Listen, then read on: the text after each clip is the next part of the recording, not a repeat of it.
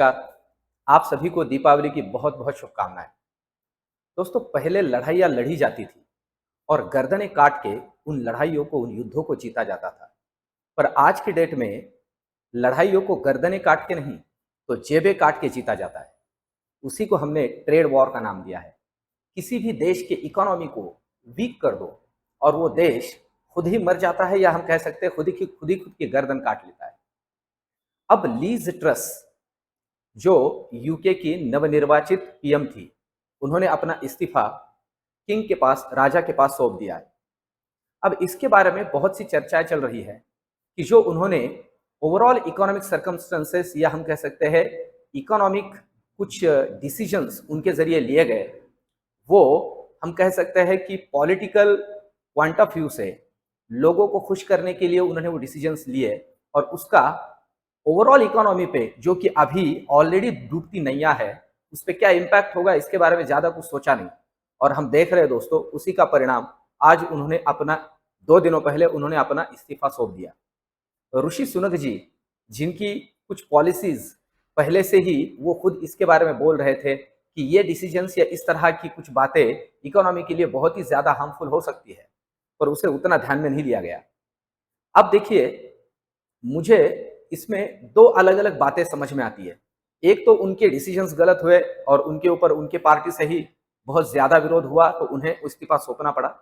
पर एक बात मुझे यह भी समझ में आती है कि डूबती नैया का कोई भी माझी बनना नहीं चाहता, कोई भी कैप्टन बनना नहीं चाहता। दोस्तों, आज की डेट में ये जो रशिया यूक्रेन का वॉर है, इसकी कहानी मैं आपको बहुत ही सिंपल तरीके से समझाता हूं कि बेसिकली इसमें क्या हो रहा है। अब ध्यान दीजिए थोड़ा। ये रशिया यूक्रेन वॉर जब शुरू हुआ, हम सभी लोगों को पता है, पिछले पहले हम कह सकते हैं कि पहले 3 दिनों में ही जो यूक्रेन की राजधानी है कीव, वहां तक रशिया का सैन्य, या हम कह सकते हैं मिलिट्री, पहुंच चुकी थी। अब ऐसा क्या हुआ, या ऐसी कौन सी बातें हैं जो रशिया को, यूक्रेन को पूरा का पूरा कैप्चर करने से रोक रही है? हम समझ सकते हैं ऐसी क्या बात है कि 1 साल नियर अबाउट होते आया है और जो युद्ध है वो चल ही रहा है। दोस्तों, ये जो अभी वर्ल्ड पॉलिटिक्स है ना, ये कैरम के जैसे चल रहा है। मतलब जिस गोटी को मुझे होल में पास करना है, उसे मैं मार ही नहीं रहा, मैं उसे मार रहा हूं, पर उसके जरिए मुझे दूसरी ही गोटी को पास करना है। अब ध्यान दीजिए, यूक्रेन यूरोपियन यूनियन में शामिल हुआ और रशिया ये नहीं चाहता था, तो उन्होंने क्या किया। अब ये जो यूक्रेन की लड़ाई चल रही है, इसमें सबसे ज्यादा नुकसान, मैं तो कहता हूं यूक्रेन से भी ज्यादा नुकसान यूरोप को हो रहा है, क्योंकि यूरोप में जितना भी नेचुरल गैस आता है वो रशिया से आता है और वो थ्रू यूक्रेन आता है। अब इसका जो इम्पैक्ट उनके ऊपर हुआ है, 3 से 4 गुना ज्यादा दाम देकर नेचुरल गैस उन्हें खरीदना पड़ रहा है। और अभी उनका विंटर सीजन चालू है। अभी आज के डेट में ऐसा कहा जा रहा है कि लोग घर की चीजें बेच के उनकी जो डे टू डे रोजमर्रा की बहुत ही इंपॉर्टेंट चीजें हैं, या हम कह सकते हैं नीड्स है, उन्हें फुलफिल कर रहे हैं। इतनी खस्ता हालत अभी यूके की, यूरोपियन इकोनॉमिक बन चली है। अब इसका रीजन है, रशिया को यह पता था कि इस तरह से अगर हम करते हैं तो इनके ऊपर यह इंपैक्ट हो सकता है। और साथ ही साथ दोस्तों, अगर हम डॉलर इंडेक्स की बात करें, अब ये तो यूरोप है, रशिया ने यूरोप को भी मचा चखा दिया, और साथ ही साथ है अमेरिका, क्योंकि नाटो को मेंबरशिप के लिए और यूक्रेन को नाटो से जोड़ने के लिए इन्होंने उकसाया। तो आप ध्यान दीजिए, इसमें यह भी एक पॉलिटिक्स है, या यह भी एक डिप्लोमेसी है कि अमेरिका को इसमें किस तरह से दिक्कत में लाया जाए। तो आपकी जानकारी के लिए बता दूं, जो डॉलर इंडेक्स है दोस्तों, इसमें 6 अलग अलग करेंसीज को काउंट किया जाता है। उसमें यूरो का जो पार्टिसिपेशन है वो 56% का है। 56% यूरो वेटेज रखता है डॉलर इंडेक्स में। अब अगर यूरोप की वाट लगेगी तो उनके करेंसी की वाट लगेगी, और साथ ही साथ डॉलर इंडेक्स जो है वो बढ़ता जाएगा। बढ़ता हुआ डॉलर इंडेक्स अमेरिका के लिए सबसे ज्यादा टेंशन की बात है, हम कह सकते हैं, क्योंकि उनका इंपोर्ट सस्ता हो रहा है, एक्सपोर्ट महंगा हो रहा है। अब साथ ही साथ उन्हें इन्फ्लेशन को भी संभालना है। अमेरिकन इकोनॉमी या अमेरिकन फेडरल रिजर्व इन्फ्लेशन को संभाले या डॉलर इंडेक्स को संभाले, इन दोनों में उनकी भी आज के डेट में बहुत ही ज्यादा इकोनॉमी को या उनके फेडरल रिजर्व को दिक्कतें फेस करनी पड़ रही है। अब ये तो हुई ये बात, इन दो अलग अलग देशों को इस युद्ध के जरिए किस तरह से दिक्कत में लाया गया। अब बहुत से लोग कह रहे हैं कि इससे हमें कोई दिक्कत नहीं है, अगर ये लिज ट्रस इस्तीफा दे रही है तो हमारे लिए तो ये अच्छी बात है, आने वाला कोई बंदा हमारे लिए अच्छा काम करेगा।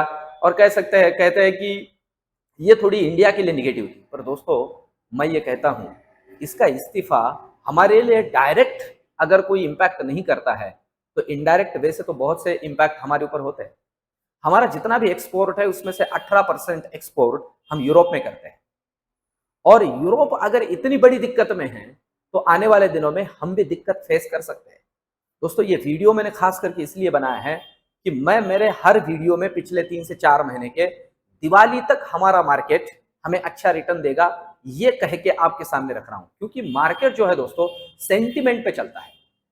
क्योंकि आपको मुझे भी पता है कि हमारे मार्केट में हमारे इकोनॉमी को बूस्ट करने में हमारे जो सीजन्स होते हैं, जिसे हम त्योहार कहेंगे, त्योहारों का सबसे बड़ा रोल होता है और दिवाली उसमें सबसे बड़ी है।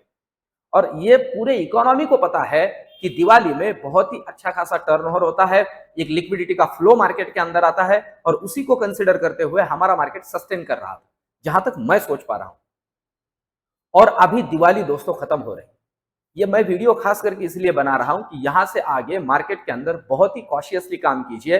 आपके बहुत ही फंडामेंटली स्ट्रॉन्ग स्टॉक्स के अंदर ही पैसे रखिए, पेनी स्टॉक्स के अंदर काम ना करें, और सीजनली वेरी करने वाले सेक्टर्स के अंदर पैसा डालें। मतलब जैसे अभी दिवाली और दिवाली का जो सीजन है इसमें ऑटो सेक्टर या एफएमसीजी सेक्टर, फिर आने वाले दिनों में हम कह सकते हैं कि जनवरी फरवरी के बाद में जो कूलिंग इंडस्ट्री है जैसे सिम्फनी वोल्टास हुआ, फिर उसके बाद में एग्रीकल्चर सेक्टर है, इस तरह से सीजनली वेरी होने वाले या सीजनली इंपैक्ट होने वाले सेक्टर्स के अंदर ही पैसा अभी दोस्तों डाल के रखे, क्योंकि ग्लोबल इकोनॉमी की सिचुएशन बहुत खस्ता हो चली है। ये मैं आपको बताऊं दोस्तों, क्योंकि हमारा डॉलर भी हम देख रहे हैं, रुपये के अगेंस्ट डॉलर का वैल्यूएशन दिन ब दिन बढ़ता ही जा रहा है, $83 तक चला गया, उसके भी ऊपर चला गया है। पर $1 के लिए 83 रुपीज दोस्तों, ये बहुत ही चिंताजनक बात है हमारे इकोनॉमी के लिए भी। हम कह सकते हैं कि अगर मैं कहता हूं तूफान में बरगद पेड़ अगर हम कह सकते हैं कि गिर रहे हैं, तो चंदन के छोटे छोटे वृक्षों ने यह नहीं समझना चाहिए कि हमारा ठीक ठाक चलेगा। दोस्तों दिक्कतें हमें भी फेस करनी पड़ेगी। अमेरिकन इकोनॉमी इन्फ्लेशन और इन सारी चीजों के चलते दिक्कत में है, यूरोप रशिया यूक्रेन के चलते दिक्कत में है, तो और साथ ही साथ ताइवान और चाइना का भी चल रहा है। इन सारी बातों में हमें बहुत ही कॉशियसली काम करना है। आज का ये वीडियो दोस्तों मैंने सिर्फ इसीलिए बनाया था कि ये लिज ट्रस का इस्तीफा सिर्फ उनका ही इस्तीफा है ऐसे नहीं, शायद उन्हें ये दिख रहा हो कुछ कि जो नाव है उसमें बहुत बड़ा होल हो, अब वो डूबने के कगार पे हो। बहुत ऐसी भी बातें होती है, या 45 दिनों में इतनी क्या बुरी बातें उन्होंने कर ली कि उनको लग रहा है कि अब मैंने इस्तीफा देना चाहिए। पर बहुत सी बातें होती है जो आपके मेरे सामने नहीं आती है। इन सारी चीजों को कंसिडर करते हुए दोस्तों मार्केट के अंदर बहुत ही कॉशियसली, बहुत ही ध्यान रख के काम करें, अपनी पूरी लिक्विडिटी मार्केट के अंदर ना डाले, ये ना सोचे कि अभी मार्केट अप ट्रेंड में चला गया है। ये सारी ग्लोबल चीजें हमारे मार्केट को आगे चल के इम्पैक्ट कर सकती है। तो दोस्तों ये रिसर्च, ये वीडियो आपको कैसा लगा कमेंट में जरूर लिखिए, और दिवाली की आपको फिर से बहुत बहुत शुभकामनाएं। इस चैनल को सब्सक्राइब कीजिए और वीडियो को लाइक कीजिए। मिलते हैं अगले वीडियो में, तब तक के लिए धन्यवाद।